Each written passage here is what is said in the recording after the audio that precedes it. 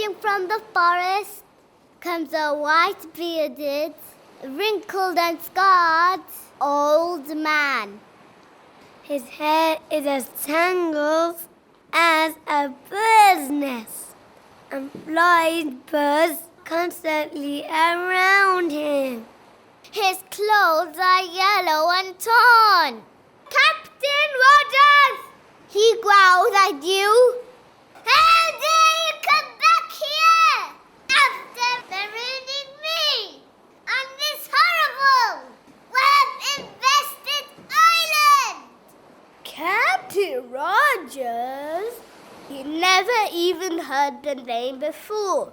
This poor old wretch must have confused you with another man who wronged him long ago.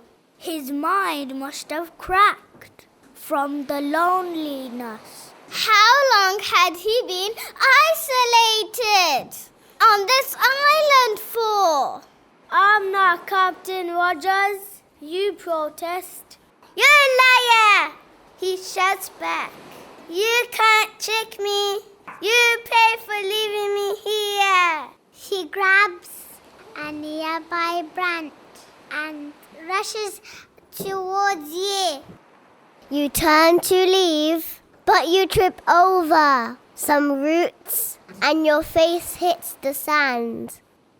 You feel a bony, powerful knee push into your back, and you feel hot breath that reeks of dead bugs and rancid coconut milk whisper in your ear. I got you now. But I'm not. Who you think I am? You cry, but his knee only presses harder into your spine. Oh, alas, I admit it. I am Captain Rogers. You lie. Hoping it will save your life. Realizing the more you insist on telling him the truth about who you really are, the angrier he gets. But I returned to this island to save you. He takes his knee off your back and helps you up. You dust your hands and wipe the sand off your knees. Sorry for leaving me on this dirty island, he says, jabbing the sharp yellow fingernail at you. You apologize and he relaxes. He relaxes a little, but the suspicion doesn't fully leave his eyes.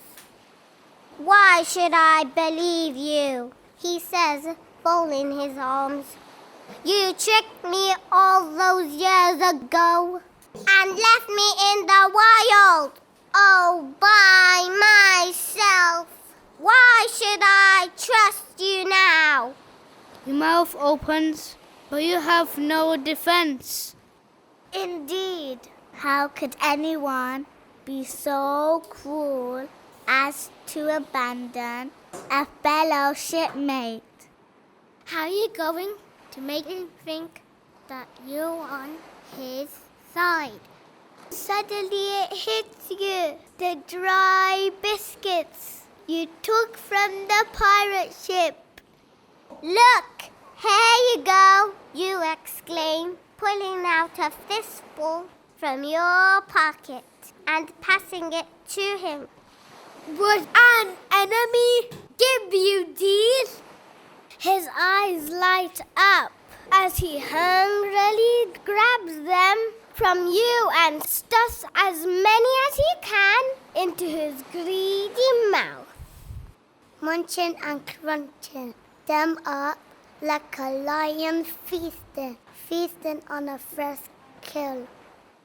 He finished them all off in less than a minute, leaving his beard covered in horrible spit and crumbs. Got any more? He barks, shocking you with his desperation. You must have not eaten food like this for years. You shudder to think of all the things he must have had to eat besides the occasional coconut. Rats, lizards, ants and spiders, ladybirds, snakes, flies. Basically, whatever he could get his hands on. You realize with concern that your pockets are now empty. If he realizes you've run out, he might start to get angry again. You need to get off this island with the treasure. But the only way you're going to do that is by tricking this wild man. My pockets are empty, but I got a whole new stash just over the hill by the coconut tree. You say in your most convincing voice. He grunts and shoots off in the direction you are pointing. As quickly as you can, you drag away the heavy treasure chest over the sand until your boat and heave it aboard. Nervously scramble in as well and start to row as fast as your tight arms can manage. Looking back towards the shore, you see the wild man running towards you with a bright red face and gnashing teeth. Come back here! Right now! You scoundrel! He growls with fire in his eyes.